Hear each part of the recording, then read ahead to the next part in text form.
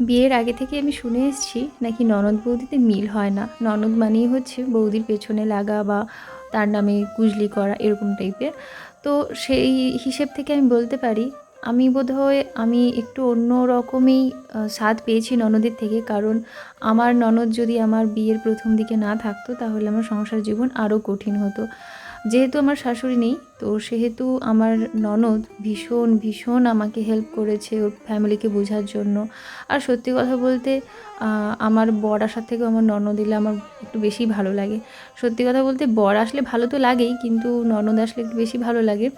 আর আমার সাথে আমার ননদের না বন্ডিংটা ঠিক ওই রকম নয় যে ঝগড়া হলো মুখ ফুলিয়ে থাকবো, কথা বলবো না। আমাদের মধ্যেও হয় অনেক রকম, অনেক কিছু হয়, কথা হয়। তবে হ্যাঁ, আমরা দুজন দুজন সেটাকে কেউ মনে না রেখে কিন্তু আমাদের সম্পর্কটাকে বয়ে চলেছি। আরেকটা কথা হচ্ছে, অনেকে বলে যে ননদকে বসিয়ে বসিয়ে খাওয়াতে নেই। আমার না, বিশ্বাস করো, ওকে বসিয়ে খাওয়াতেই আমার ভালো লাগে। আমার মনে হয় যে দুদিনের জন্য বাড়িতে আসে, ও এতদিন তো করলো সব কিছুই, এখন আর না করে ও অন্তত দুদিন রেস্ট নিয়ে সব কিছু খাওয়া দাওয়া করুক। আমার সত্যি ওকে খাওয়াতে ভালো লাগে। আর ভগবানের কাছে প্রার্থনা করি আমাদের এই সম্পর্ক যেন সারা জীবন সুস্থ ও স্বাভাবিকভাবেই থাকে।